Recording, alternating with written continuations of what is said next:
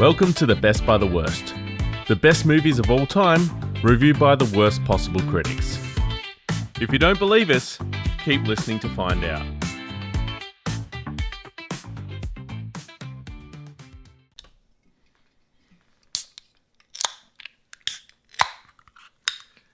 Cheers, boy. Barrett, here we are again. Yeah. Nobody thought we'd make it this far. Yeah, well, I assumed while I was pouring the beer, you were going to start reading the can, but... Oh, I'll get there in a second, boy. I needed to pour it. Look at the colour of it. Ah, delicious. So, while we're drinking today, it's again another Deeds Brewing beer. So, shout out to Deeds. And this one, oh my, can you smell that? Oh, you bastard. So, this one is called Polaroid Picture Berry Milkshake IPA. And listen to this description. Shake it like a Polaroid picture. Please don't shake the can. It's going to foam everywhere and you're going to be really sad and not have any beer left to drink. Amazing. Oh, man. How is it? It is crazy good. Oh, that smell. Yeah. Oh, yeah, it is smooth. Oh, Right. that is great. I'm going to start off by introducing us this time, and I'm going to get this 100% right, because the last podcast, the intro, hot mess. All right, Mushmouth, you got this. Mushmouth. Is that going to be my new nickname moving forward? Mushmouth. All right. We are the Best by the Worst podcast. All right? Da-da-da-da. We need a theme song. We will. We'll come up with that. Who are we? I'm Barrett. I'm Alex. And what are we doing? We are reviewing every Academy Award Best Picture winner since its inception. Yeah, and when was that? Well, great topic. Cool. So we're going to clear this up once and for all. And I'm going to read verbatim what it means because we have confused each other. Then I confused you more. Yeah, and you made me feel a little bit slow. Then I confused myself. Then I got to the facts. So This beer is good. It's insane. This is actually insane. Deeds, amazing. All right. I'm going to explain this once and for all. Okay. For the first 6 ceremonies, which we're currently reviewing, right? So we're only on the third movie. So this is going to be confusing for another 3 more before it becomes clear, and I'll explain it. For the first 6 ceremonies, the eligibility period spanned 2 calendar years, which is what's confusing us, right? So, for example, the second Academy Awards presented on April 3rd, 1930, recognised films that were released between August 1, 1928 and July 31, 1929. Starting with the 7th Academy Awards, so 1935, the period of eligibility became the full previous calendar year from Jan 1 to December 31st, right? So what that means is, and when we get to 1935, when we say it's the 1935, 1936 winner, then we know we're talking calendar year and there's no confusion. But until then, the movies we've been talking about span across 2 different calendar years because of the dates they use, right? Yeah. Which is confusing. So then we're like, okay, is it the 1929 winner or the 1930 winner, right? Do you reckon this exact confusion happened in the early 30s? Guaranteed. And then they had to change it. And I'm glad they did. So just so that we're clear, the original movie we reviewed, Wings, was the winner of the 1928 Academy Award for Best Picture, but the movie itself was released in 1927. Okay? Just to be clear. Yeah. Okay? I really have an image in my head that's a whole lot of men with top hats and tails, and it has to have been privileged men. Pulling their moustaches. They're pulling their moustaches, they had monocles in, and they had a meeting about which movie was going to be, or what year was going to happen. Yeah, they made it too hard. And so just to be clear as well, the second movie we did, Broadway Melody, okay, that movie released in 1929, but it won the 1928-1929 Academy Award for Best Picture winner. This movie that we're reviewing today, which is, Barrett? No, I need to finish the intro. Okay. Yeah. All right, so that's what we're doing. We're reviewing all the movies. Couple of other points just to clarify. There's going to be spoilers. You've had a fair bit of time to potentially see this movie and subsequent remakes. Mm-hmm. I believe there's a recent remake. I've never seen any of them. I went into this completely blind. Not at all what I expected. Cool. All right. Cool. We'll talk about it. Yep. We do intend on having a theme of each episode. It's not gone well so far. So basically, we're going to take interesting words we heard in the movie and we were going to try and use them in the episode or try and slide them in. First movie, silent movie, no words to discuss. Second movie, we got a couple of words. I managed to fumble them up in the last episode, so they weren't really good. And, cream in the can. This movie... can of cream. Alright, this movie here really just didn't have much dialogue. There was just a whole lot of people shooting people. Yeah, a lot of war. But where there was dialogue, it was important. Yeah, there was one bit where... No, I don't want to spoil my points, but, it's one of my points. I'm just going to bring it up very briefly. It's where a man is stirring a great big pot of baked beans. And he goes, well, everyone just dig in. And that'll make a little bit more sense when we actually get to that point. Because it's really quite a dark moment in the movie. But just the way he says, everyone dig in is just... Oh, yeah. And that's probably the theme of the movie. But, yeah, just to reinforce Barrett's point. So there will be spoilers. We've had a lot of listeners kind of message in and they're getting really upset by the fact we're telling the whole plot of the movie. At this point, I don't really know what you're expecting. We are going to spoil the movie. Yeah, where have they been contacting you? I don't know. Do you know I saw that was, or heard that social media. Do you know I heard that was pretty funny once? I listened to another podcast. Shout out to Matt and Aleks, Australian podcast. Oh, nice. When they first launched, they also didn't have social media. So they picked, on Instagram, one of Chris Hemsworth's photos. And then directed everyone to go and leave comments on that photo, and that was their avenue of contact for several months. We may need some sort of similar inspiration. Yeah. So, we'll work something out at some point. Yep. Message us on a platform we get to create and tell us what we should use. Yeah. And stop messaging in and complaining about the spoilers. I know, right? It's getting old at this point. Yeah. My Facebook can't handle it. It's getting older than the movie. That was a terrible joke. That was a bad joke. Yeah, that was a dad joke. All right. What are we reviewing this week? All Quiet on the Western Front. And that was the winner from... Let me just double check to make sure we don't fuck this up. This was the winner for the 1929-1930 Academy Award for Best Picture winner. But the movie itself released in 1930. Yeah. And I've got one of my points that's going to probably talk a little bit about the release date because there was some funny business going on with the release of the movie. And part of it was reshot. So we'll talk about that a little bit later.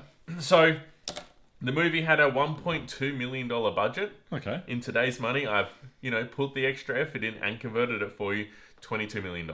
Wow, that must have taken hours. Hours? To do that conversion. Well... Mush brain, for sure. Yeah, mush brain. Typed in inflation converter. I found a good website. I typed the value in. It told me that the US economy since 1930 has inflated by 1,700%. Wow. Is that just this year or? Yeah, it was 1% up until this year, and then the 1,699% this year. Nice. The movie is about a young group of German men. And they go... boys. I think we should say boys. At the start of the movie, they are high school children. Yes, all right. A young group of German boys.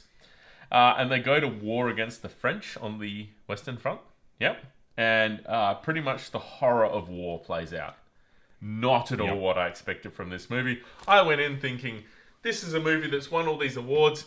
It's going to be an action movie with a little bit of sadness. I was thinking Saving Private Ryan. Okay, very interesting. So I guess I watched this movie in high school. So I think I had to do an essay on it or something. And then I watched the remake, which I also think got released in 2022, maybe 2023, very recently. So you've seen this before? I watched it in high school. Not that I can really remember it that well. From high school, obviously. But I did have to watch it in school. And then I watched the remake from, must have been a year ago. It must have been 2023. 2022 at the absolute latest, and obviously similar plot line. So I knew what the movie was, and more importantly, I knew it was an anti-war film. Right? Did not know that. Yes, pretty important to know going in. Yeah, and I'd previously read somewhere on the internet that most movies about war that were made probably before about 1990, pretty much all promoted how good war was. All right, because they wanted to paint a good picture on what had happened. Yeah. And they wanted to, really highlight that the people had gone away and fought for their country, and it was, this heroic thing. And then really, I think Saving Private Ryan was one of the first movies to go, no, war was truly horrible. Yes. So I thought, but this movie really highlighted how horrible. Definitely, it was trying to paint the picture. War is not great, right? To put it simply. Yeah. And interestingly enough, so I didn't know this. It was based on the novel, which I did know, but the novel was released in 1929. So the novel got released, and they basically pumped out a movie and won the Best Picture the following year. Yeah. That's wild to me. Not only did they win Best Picture, did you see the other awards they won? No. They also won Outstanding Production and Best Director. Oh, no, Outstanding Production is what they called Best Picture. Oh. Yeah, no, but great point, because I wasn't aware of that till I checked it on a different movie. So Outstanding Production means Best Picture, so I won both. But so there was that the first movie to win both? Yes, yeah. Wow. Okay, that's good. And that's it was the first movie based on a novel to win. Did you already say that? That I knew. Yeah. I just couldn't believe how quickly the novel got released and they made the movie. Wild. Yeah, it's pretty impressive.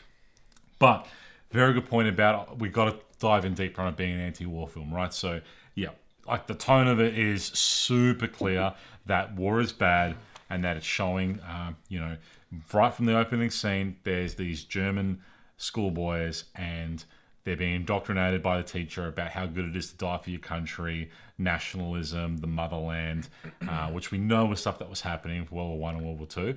And again, making sure these kids signed up and went to war, right? At 16 years old. This is what we must do. Strike with all our power.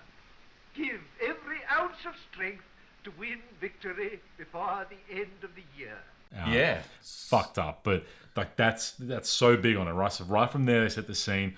War is bad, and it's making it really obvious this is what we're doing to the younger generation. This is the effects of war. And then throughout the movie, it's showing how bad war is, right? Yeah, I was really taken back by the opening scene when the professor is sort of giving his speech kind of thing, or coaching them into, joining the German defense, essentially. And he managed to convince nearly all of the students. There's one student that's really not sure that he wants to go to war. Yes. And because all the others have been convinced, they all sort of crowd around him and go, "Come on, mate, you can do it." Don't be a quitter. Come on, Bame. Stick together. That's what we've got to do. Let's all stick together. We'll be generals before we're through, Bame. All right. I'll go. Maybe they don't use the word mate because they're not Australian, but... Yeah, it's that peer pressure, right? Yeah. And like you can see him. And the crazy thing is, like, you're not making just a simple mistake in peer pressure as a teenager, as I'm sure we've all made. Like, this kid's signing up to go to war and most likely dying. Yes, yeah. It's a really moving point at that moment. Yeah, and they really highlight how, then the families, they're coming back, telling their families they're signing up, and the parents are praising it like, oh, we're so proud that our child's running off to war at 16 years old. Yeah. Wild. All right, why don't you tell us what happens next after that? I want to get to that, but I don't want to let go of this topic of it being an anti-war film and the impact at its time. Okay, yeah. And there were some things I didn't know. Go. I'm going to rant. So when this movie came out, so remember, this is after World War One. Germany have copped a flogging, right? They're still paying extreme cost for World War One that they lost. Now you've got Hitler rising up at this time when it's come out in 1930. So this is adding up for me. And then I didn't know is he's coming into power at this time, right? So when this movie came out, he opposed the film massively, like him and his party, to a point where he would send Nazi brown shirts into the theatres to set off stink bombs, sneezing powder, and mice into theatres to get him to shut down the film and not watch it. What's a brown shirt? Nazi officers, I'm guessing. Oh, okay. Yeah. Gestapo before Gestapo, maybe? We should look that up. We'll give it a Goog. But Nazis, right? So basically to shut down the movie because it's showing, obviously, the negative side of war, anti-nationalism, that kind of thing. So that was going on. And then it even escalated to, the Nazis and members of the public attacking Jews, calling it a Jew movie to try and shut the movie down in Germany. To the point where the movie then got outlawed in December 11th, 1930 in Germany. Right. That is... Look, that makes a lot of sense because if you look at the movie and the time it was shot, it was made by... I don't actually know whether it was made by Americans or British people. I don't know if you know that. Good question. Maybe a A mix. lot of American actors. We can say that. And it really not only portrayed the horrors of war, but it also kind of portrayed the incompetence of the German military. Totally. It did that too. Yeah, so I can really see why, someone like Hitler would have really hated this movie, because it portrayed his country as someone who was disorganized and not very competent. And he's trying to build them up. This is prepping for World War II, building that sense of nationalism again, right? Wanted to shut it down and succeeded. But you're not going to believe this. Some other countries banned the movie too. Guess which countries? I don't even know where to start. Australia. You're partly right. What? New Zealand? You're partly right, and let me tell you why. Okay. So, in Australia, the state of Victoria banned the movie between 1930 and 1941 on the grounds of pacifism. So, for, I guess, in a reason you described before, they were worried it would, I'm guessing, encourage, anti-war sentiment and, not, that sense of nationalism and signing up for war and that kind of thing. Victoria banned it. That is ridiculous. Yeah, even though other states had a successful movie run. But the reason I really want to highlight that too is that Mr. Deeds, the beer we're drinking and have been enjoying for this and the previous review, has been made in Glen Iris, Victoria. So there's a connection between the beer we're drinking and this movie that I didn't realise. But as much as it was banned at the time in Victoria, it's not banned anymore, and the beer isn't banned here. Yeah, well, technically this beer is outlawed on our podcast. Well, technically, until they sponsor us, which they might. They might. So I really wanted to give you that background around how much of a ruckus this movie caused because of the anti-war sentiment at the time. Yeah. All right. I sort of pick up a little bit from there and start to talk about the plot a little bit. So I guess from the moment they sign up, they're getting ready to go to war. There's kind of the whole group of schoolboys, still at this stage, are together, and they go off and get, I guess, themselves into the first part of warfare. At the start, the warfare kind of starts slow. I think they're not on the front line. They're back at some point. They're in this weird wooden bunker thing, and they kind of, the only problem they have at that point is they're quite hungry. It's a bad town to bring an appetite to, soldier. We've been here since yesterday morning, and we've been living on bale hay and razor blades. Yes, very. Someone comes back with a loaf of bread and he basically gets tackled to the ground and everyone takes their own little piece of bread. Yeah. A rat goes past in the scene and they consider eating it. Yeah, they're really highlighting like the trench warfare of World War I, right? So, they're being bombarded, you can't move, and you're just stuck in a trench, stuck in a bunker for days at a time. Yeah, but I guess from that point on, they must be back from the front line at that point. And then they get ordered onto the front line to go and do some shooting, all right? So they get in what looks like the trench, basically on the front line, and then who comes along? Oh, the French soldiers. Yes. Right? And oui. Oui is not what they said. They said stabby with their bayonets. All right?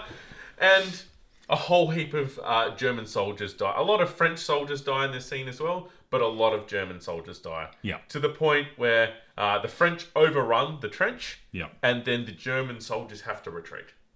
All right? And that brings me to my very next point.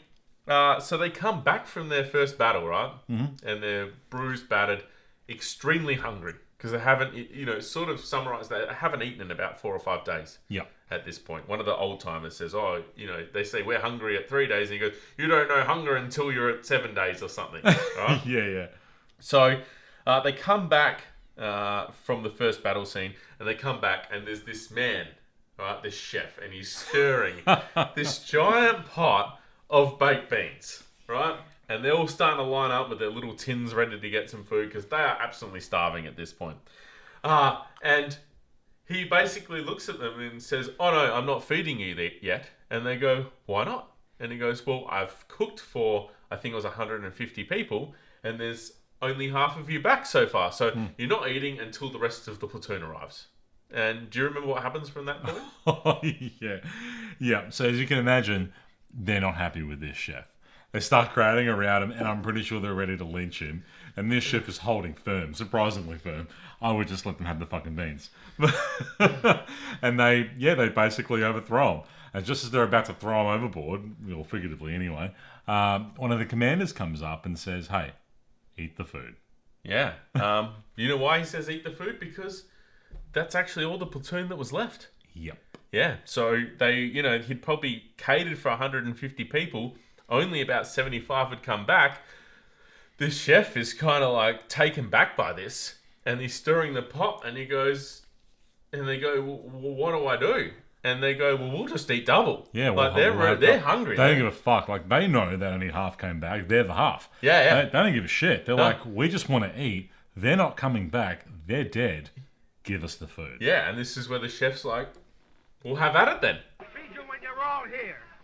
We're all here now. Only half the company's here. Get the rest. Wake 'em up. I wish I could wake him up. There's 80 of us left. The rest is in dressing stations or pushing up daisies. All right, take it all. Take everything. Give 'em honey. Give 'em what they want. Yeah. And that was one of the scenes that is talked about early on. It was just a very, I guess, I don't know the right words, home-hitting scene. Yeah. Where definitely. it really highlighted that these were boys that'd gone out to their very first battle and only half of them had come back. And it looked like disorganized chaos. All right? Absolutely. So but a shout out, and it was important in that scene, but throughout the whole movie, shout out to one of the main characters. So I guess, the movie is really focused on this group of schoolboys, one in particular. What was his name, Barrett? His name is Paul.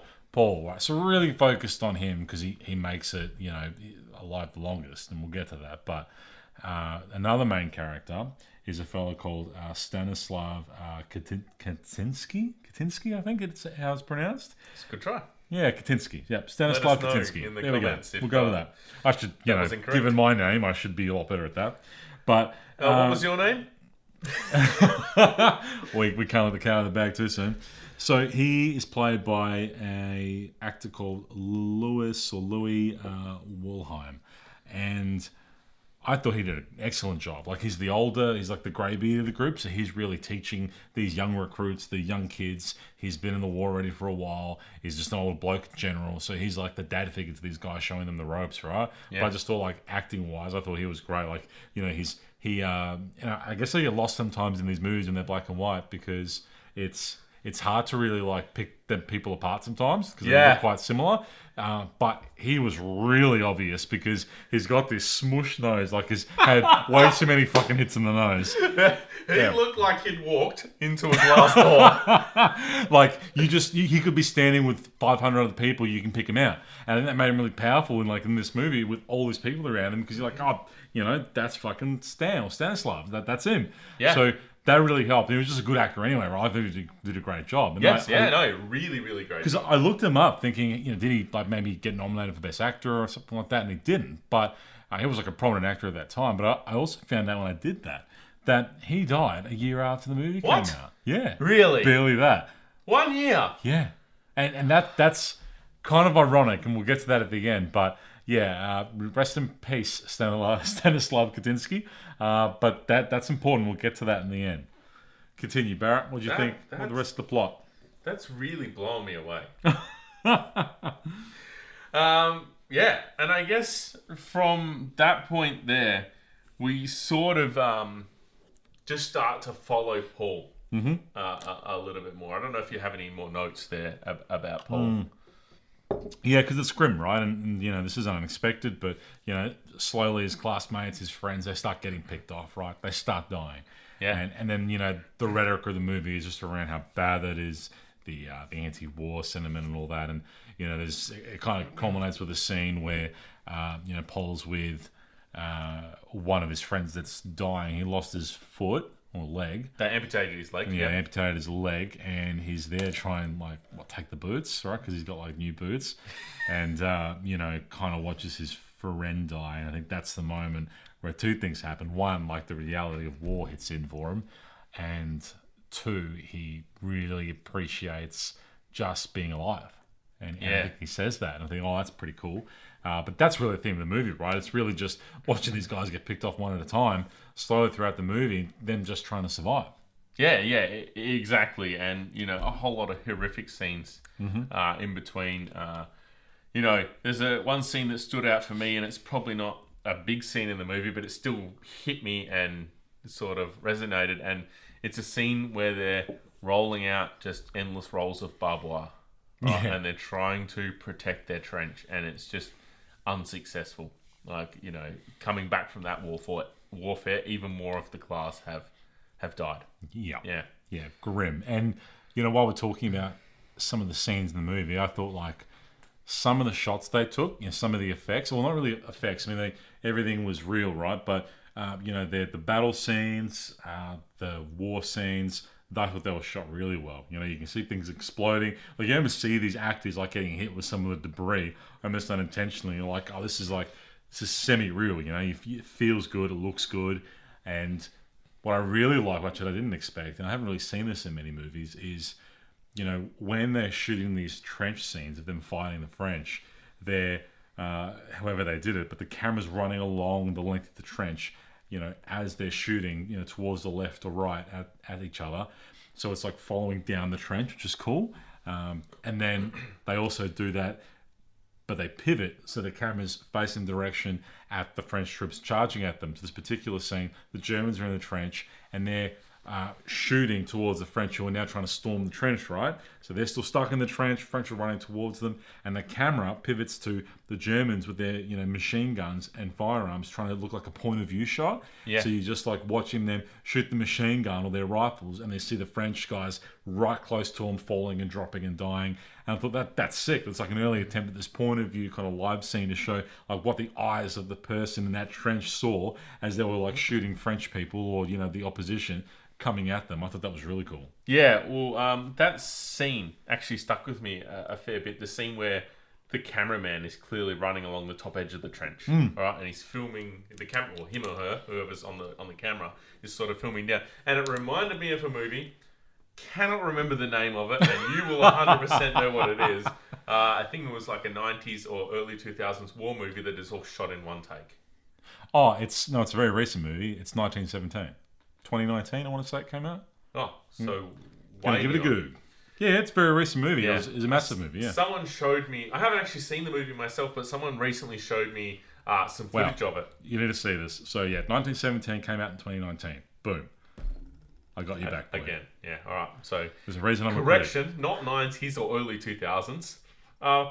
Late teens. Mm-hmm. All right. But you're right. I remember watching it. It was obviously not that old, and it's shot in one scene, and it's sick. Yeah, so that bit of him, someone, I haven't seen the movie, but someone showed me some scenes from that movie going, this is really cool, look at how this was shot. Yeah. And that's where my brain went as soon as I saw the scene of the camera person running. Mine too. Yeah, it was an early attempt at that, and with that tech, it's insane. And definitely, I think even in 1917, there's some parts where it's sneaky, but they have stopped the recording and then kept going. Yeah. But there's only a few takes or something like that. But I don't know the ins and outs, but it was really cool to watch. But it was an attempt at that, but 1930. Yeah.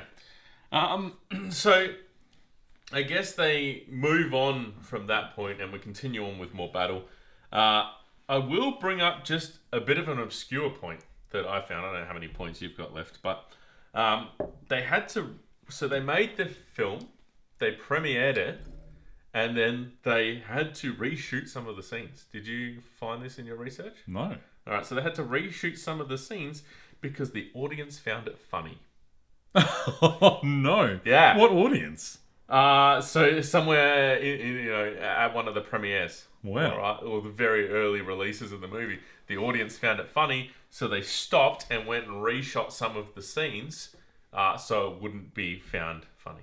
Wow. And I get a part of that, even obviously in the version we watched, because it's a dark movie, right? So there's parts where they're trying to have a laugh and they're trying to make a bit of a joke about the situation, and it's nice. It kind of cuts away from just the grim nature of it, right? And we'll talk about this, but compare that to the most recent version. I think it's 2022 or 23, that remake, and I mean, there's still lighthearted moments, but it was a lot more darker and grim. Maybe because it's made with modern tech and they really get into the detail of, what it's like to be in war and the effects and visuals around it. But I liked that they made some moments a bit lighter-hearted to give you almost a break, Yeah.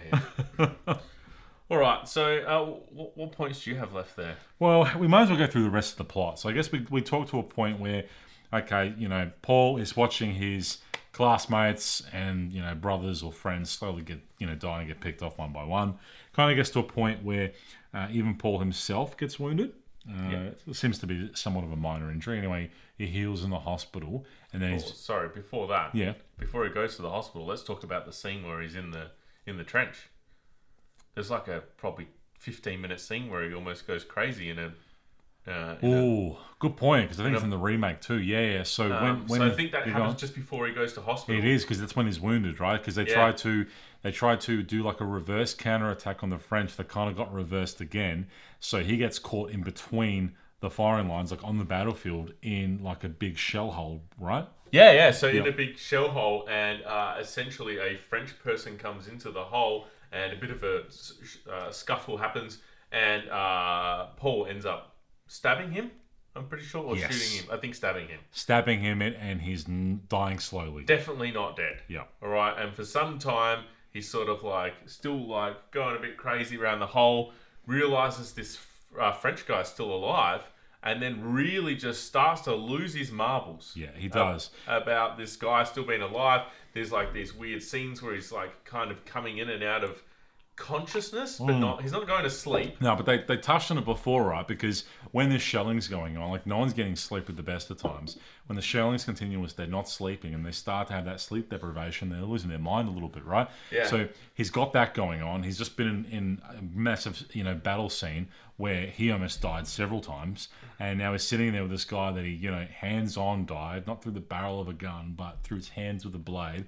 And, this guy's not dead yet. He's slowly bleeding out. He doesn't know what to do with him. So he's going through this motion of, well, I had to do it. I had no choice. Oh, but please forgive me. I'm sorry. And he's bouncing around between the sleep deprivation, the guilt, watching this guy slowly bleed out in front of him over the course of multiple hours. It's just intense. But you're just a man like me, and I killed you. Forgive me, comrade. Yeah, and he kind of, towards the end of the scene, ends up hugging this guy and sort of, holding him almost until he dies. Yeah. Right? So that was a really interesting scene, and then after that is when he ends up in hospital. And I think that was the pivot point for him, when he's like, this is not what we were sold, right? That's it, where he changes his mentality. Yeah. So he has this injury, he goes to that hospital, he gets, fixed up, and then he's granted leave as a result, right? Yes. So, this is even more messed up. What happens next? Multiple reasons. So he goes back home, right? He goes home, and, his sister greets him, and she's in awe that he's there and alive, and, he's treated like a superstar, right? I'd like to pause just here for a moment. Yeah. All right. Just a bit of a side note about the whole coming home thing. Kisses his mum on the lips. Oh, I'm so glad you mentioned it, because it's on my list. We need to talk about this. Okay, so it happened in Wings. It happened in Wings. We talked a lot about it because it made me and Barrett look at each other. It was uncomfortable because it was like an embrace, and it was for way too long. It wasn't a peck, and it was between a mother and a son. And I thought, that's weird. We commented on it, moved on. Nothing in the second movie. No worries. Third movie, he gets back there. His mum's obviously so happy that he's home, but it doesn't happen immediately, Barrett. I don't know if you remember. So, she's quite unwell in bed, and oh my God, you're home, blah, blah, blah. But it's more like he's been home for days, and then they're talking, having a bit of a, deep and meaningful. And she arches her head as well and just gives him this big kiss on the lips. Again, way too long, not the right angle, way too passionate. And once again, I look over to you, you look over to me what is this? Yeah, it was weird. Right? Yeah. This is 2 out of 3. Yeah, we're not doing good for incest. I don't understand it. I guess this was the norm, but it just felt uncomfortable, especially because just before that, she was really going on about how don't, fuck around with, the other girls while you're out in war. And there were some scenes around that when they're like hooking up with some of the French girls and, while they're throughout the battles. And she's really making a point, like, don't touch those girls. But, then 12 seconds later, I'm kissing you on the lips. It's just not right. Yeah, no, it was very obscure. We do need to go back and talk about the French girls, though, at some point. I'm going to make a note of that. We should circle back before we, get to the climax. So, talk about the French girls. All right. So, we did say that if there was any nudity in the film, we would talk about it. This film did contain nudity. It contained, I guess, the scene sort of starts off with 4 of the boys swimming in a river, naked. Yeah. And they must be on like a river that is on the border of France. All right, so on one side they're sort of hanging out there. The other side of the river, there's these 3 French girls. Yep. All right, and they are kind of like giggling and carrying on and playing around. And I guess the next thing that sort of happens is one of the guys, I don't remember whether it was Paul or not, thinks that he can woo them with a bottle of wine and a loaf of bread. Let's just also clarify, the loaf of bread came from nowhere and he frequently dunked it in and out of the river. Yeah. I don't know if you know much about bread, but it doesn't really float very well. But let's also highlight how successful that was. Yes, yeah. The girls were absolutely infatuated. They went from not wanting to have a bar of them to fucking get over here. Yeah. Because obviously they're suffering famine like everyone else in war-torn France on some farm somewhere. And they went from not being interested to get over here and have whatever you want as long as you give me that wet loaf of bread. Yeah. So, anyways, we're going to say Paul. I don't remember who it was. Let's say Paul tries to take his soggy loaf over there. And immediately one of the upper officers, I don't know whether it was a general or sergeant or someone, is crossing the river on a bridge. Yeah. In like, I guess the camera pans back, there's a bridge right next to where they're swimming. Yeah. And he's crossing the river and he goes, don't you dare go over there, essentially. Yep. Right? Or if you do, it'll be mutiny, essentially. Halt! You know you're forbidden to cross. You fellas stay on this side or you'll get yourselves in a lot of trouble. So they swim back to their side of the river and promptly wait for the sun to go down. Yeah. All right. The sun goes down. They swim across once again. Unsure why they swum. There was a bridge literally 5 meters away from where they were swimming. And swum naked with no clothes. Yes. All right. So they're still naked. And they arrive at the French girl's apartment. No, fucking barn. Barn. It wasn't an apartment. It was a barn. Right. And the French girls are thrown because these naked men have arrived with their loaf of bread and their bottle of wine. Soggy loaf. Right? So, the French girls throw dresses out the door of the barn. The men put on the dresses and then they come in with the dresses on. Yeah. All right. And then they kind of like, it gets like a little bit to maybe a scene where things are going to escalate. And then we don't really see much more after that. Oh, yeah. But they're all hooking up with these girls. But the camera just pans away. They're not showing it. And then they all sleep with these French girls and then they leave, right? So, but it's probably worth mentioning that originally, like in the previous scene, when they were trying to woo these girls, there were 4 guys and 3 girls. And they were actually talking amongst themselves, like, what are we going to do here? There's one too many dicks and one too few women. And so when they snuck out the next night to go and see the French girls, the 4th guy, they'd convinced Stanislav, the older guy, to get him drunk and got him to keep drinking, so they distracted him so the other 3 could run off with the 3 girls, so then it was equal. And it worked. Yeah, and when he found out about it, he was not impressed. He was pissed, but then he like swung his fist out of rage and just passed out. Yeah. And Stanislav, the absolute legend, he just flung him off the table and kept drinking. Yeah. No. All right, so circling back to where we're up to before we got distracted on this point.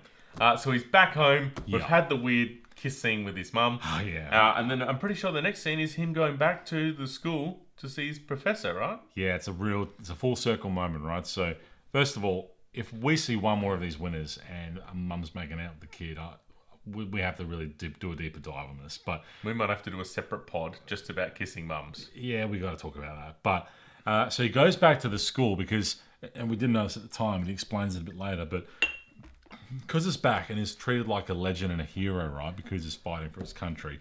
his dad, they're expecting him to walk around in his uniform and just talk about how good it is to fight for your country, right, and fight for the fatherland. Then he goes to the school where, he starts from before he got enlisted. And, that the original teacher's there that convinced him to join up. And he's really, detracted from the war, and, he doesn't want to go back to the war, and he doesn't like the war, and the penny drops for him, right? And he's there, and he sees his teacher telling another group full of fucking wide-eyed kids, hey, sign up, 16 years old, go to the war, it's great. And he's there like, not wanting to pass opinion because he's still resistant. He doesn't want to be unpatriotic. But then the teacher's like, come on, Paul, come on, Paul, come on, Paul. Yeah. And then Paul just loses it. And it's like, it's not so great to die for the fatherland. I wish I never went, basically. It's dirty and painful to die for your country. When it comes to dying for your country, it's better not to die at all. Yeah. Don't make the same mistake I did. And then, the teacher and even the students are like, you're a traitor. You don't know what you're talking about. But, he kind of stands firm and says, well, no, I've just been over there for God knows how long. I was one of you. I'm the only one here actually positioned to pass opinion, and it's shit. Yeah. So it really is hitting home at that point how horrible this situation is. He's probably one of only a couple of... I think there's only one other student alive at this point, and we'll talk about them in a minute. He really is anti-war at this point. Yeah. But everyone else is pro-war, and it really highlights, I guess, just the German stance on how good war was. Oh, yeah. And I think that sense of nationalism was, propaganda and messaging in a lot of countries because they were trying to get people to enlist, right? And, fight a war that, if you didn't convince them, people would be crazy to go. I mean, look at us now. Would you be the first to sign up for war, Barrett? Absolutely not. I certainly wouldn't be because, we're not dumb and we've seen this, but we've also not been indoctrinated like those poor kids were at 16 years old. Yeah, definitely. Do you want to continue on? So Paul then, he splits the diamond and he says, I'm cutting my leave short. The only thing that makes sense to me now is war. I don't belong here, right? He's all messed up. Yeah. So tells his family it's been called back. He hasn't. He's just cutting it short because he feels like he's got no place anymore, right? Yep. So then he goes back to the front line and he goes to his battalion or this group of soldiers, and all his friends are gone at this point, I'm pretty sure. So I think there's one friend left. Well, there is, but that's Stanislav. That's the older guy, right? Yeah. So he wasn't part of the school kids though. He was like the commander, right? Yeah. And he goes in there like, oh, where's battalion 12, whatever it was. And the guy says, there's another kid, and he says, oh, this is them. And he looks in this barn, and there's just this barn full, maybe of 20 kids. They're all like 16 years old. They're starving. They've got no food. He doesn't know any of them. And that's the battalion or squadron or whatever the fuck they call them, right? And it's depressing. That he belonged to with his school friends. Yeah. They're all dead. Yeah. All of them are dead, but there's just another group of kids, right? And he's just lucky enough to survive.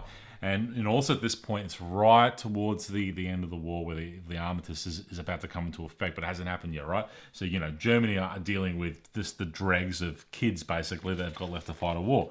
So he's like, this is, crazy. They're all kids. Anyway, where's Stanislav? Oh, Stanislav went out that way to try and find food. So he goes after Stanislav, the only person he knows that's left, to, go say hello to him, say that I'm back. So he runs off, and they run into each other in the field. Yeah. What happens next? So they run into each other in a field. They're sort of joking around, enjoying each other's company. There's a biplane flying overhead. All right, drops a few bombs. They land nearby. They're kind of like a little bit concerned, but not really concerned. That at this point they're used to it. They're used to explosions going off all around them, Yep. and it's not that out of the norm. So they kind of like play it off. And then the camera just keeps circling back to this biplane, which keeps doing more and more circles. You think something bad's about to happen. Keeps dropping more and more bombs. Obviously, pretty obvious what happens next. Biplane drops probably its last bomb for the film. Maybe it wasn't its last bomb. Bomb lands, blows them both up, alright? Explodes them, they both topple and land on the ground. Yeah, but it's just a shot that lands nearby though, right? I guess it's the limitations of what they were trying to record, but it just kind of lands nearby. They both sort of fall over a little bit, but they look fine. It looked like they both would have sprained an ankle. Yeah. That's about how bad the explosion was. Yes. But they didn't sprain their ankle, did they? No. So Paul gets up, he's totally fine, picks Stanislav back up, assuming that, he's just, again, hurt from the original sprained ankle from the first blast, carries him back to base. Yeah. And realizes he's been dead the whole time. Yeah. And that's the end of him. That's the end of him. And Paul refuses to believe it. Yeah. Thinks he can't be dead. And something that's important to note is all the way up to this point, they were joking around that Stanislav, he's not dying until the end of the war. The war ends when he dies, which is, so symbolic because when he dies, it's right towards the end of the war. Not that they realize it was the end of the war, but, it ties in with that. They're like, yeah, all this time is basically invincible and has lasted so long because, the war ends when he dies. And then he dies at the end, and basically the war is ending at that point too. Yeah. And it's even more funny because then in real life, that actor dies a year later. Well, I don't know if that's funny. Look, even not funny, but it's interesting, isn't it? It's an interesting fact. Yeah. And that then leads to more Paul mental destruction. So let's really say, in the scene where he's in the shelling hole, or whatever you call it, the crater from the shell with the French guy that he stabbed, he's lost his marbles at that point. Mm-hmm.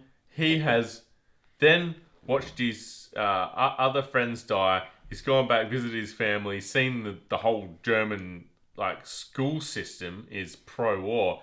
He's really lost his marbles. We're calling the bunkers, or not bunker. I keep calling it a bunker. What is it? It's a blast hole, a crater. Yeah. All right. That point, he's 100% lost his marbles. Yeah. When he gets back to war from the school children and his mother, he's 150% lost his marbles. But remember, when he's back home, he realizes that he doesn't have a place anymore. He's got nothing to go back to. He doesn't belong there. And he's actually excited to go back to the front line because all he's got left. Yeah. Stanislav and whatever people he knows, that's all he's got left. So when that guy dies, Stanislav, he is 200% gone. It is gone. Right? Double over gone. All right? And that sort of brings us into the ending of the movie. All right? Yeah. So do you want me to talk about that? Keep going. Yeah? All right. So I guess the ending of the movie, he's back on what we assume is the front line, the Western Front. Mm-hmm. He's in the trenches, shooting and stuff's going on. And although the shooting and stuff is going on, he's not really paying attention at all to what is going on. He's literally away with the fairies. Yeah, he's off in his own land. Mm-hmm.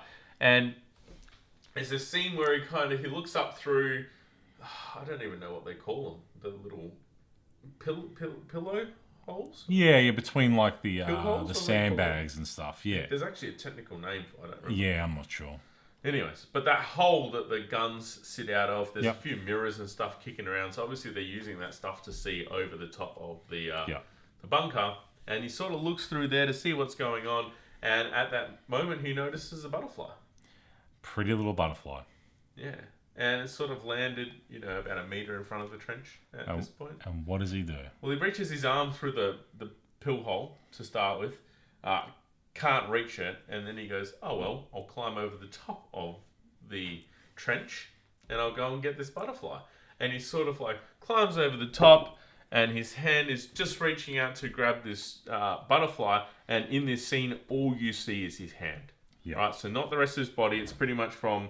I guess halfway up his forearm down to his fingertips, and he's reaching out. Mm-hmm. Then the scene cuts to a French sniper, mm-hmm. And he leans his rifle down on a dead tree branch, lines up Paul within his sights.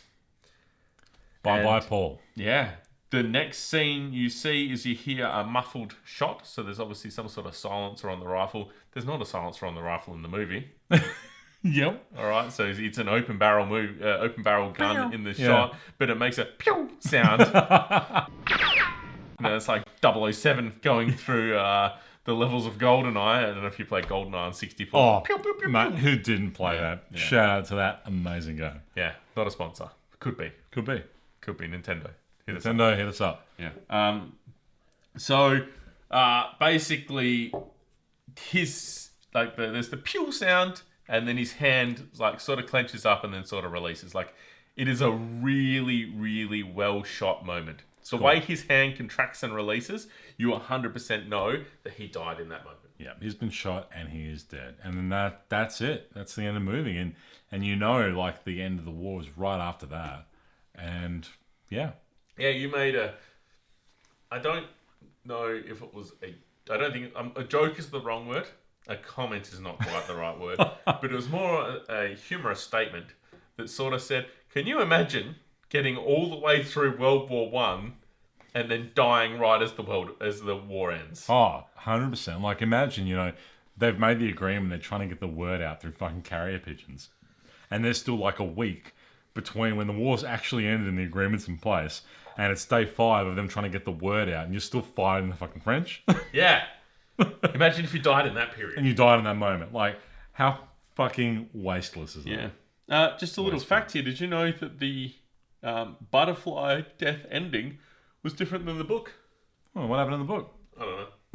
Well, I didn't research that. I just saw a note saying it was different to the book, and there was actually a scene about halfway, well, not a scene, but a paragraph halfway through the book that sort of highlighted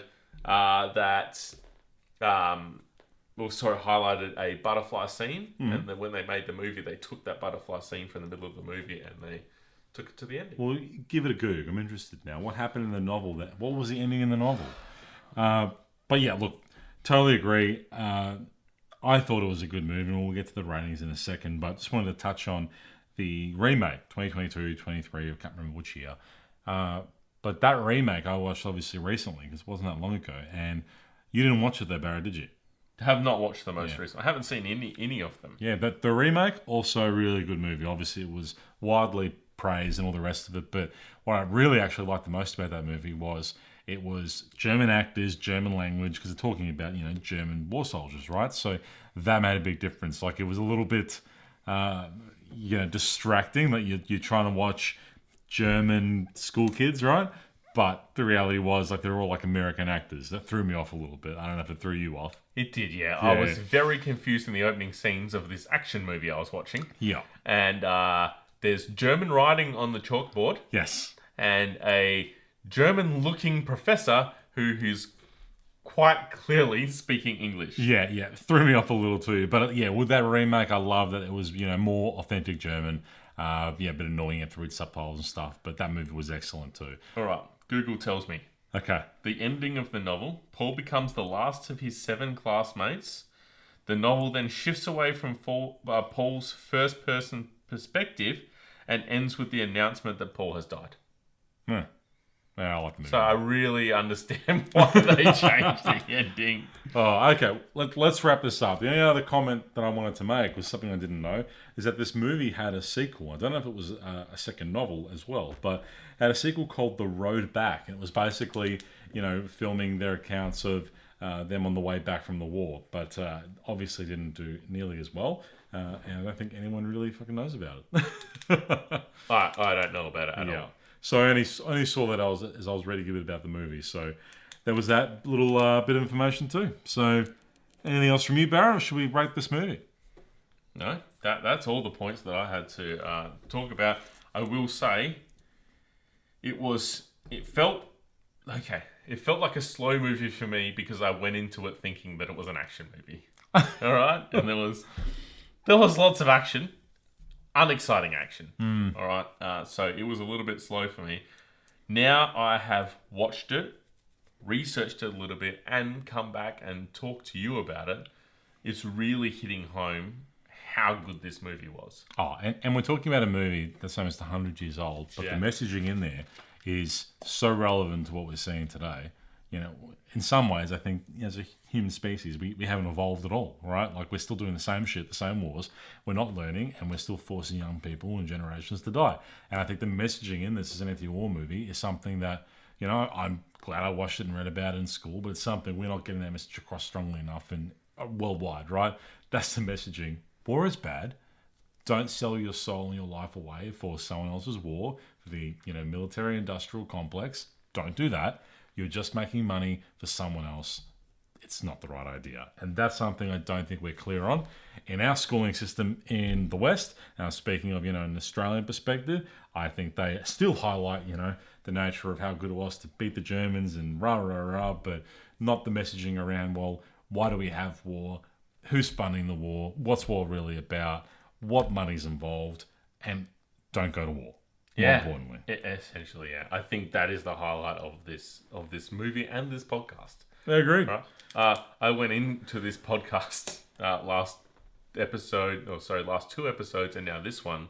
The last two probably had a bit more humour than this one. This one's taken quite a serious turn. Oh, it's a serious movie. and I think there's going to be a few more movies coming up where we're going to pull the absolute piss out of them because it just is what it is. Like they're sexist, racist, homophobic. I'm interested to see how it plays out as we move through time and we become more aware of how things should be. Yeah, and I love having fun with some of these movies, don't get me wrong. Yeah, but this one, and I'm sorry this podcast has been quite serious, but this movie has really hit home. Oh, yeah. So, Barrett, finally, how many Barretts out of 5? I think it's going to have to get 4. I also wrote down here at the start, so you know I'm not bullshitting, 4 out of 5. 4 out of 5, so... 4 out of 5 stars.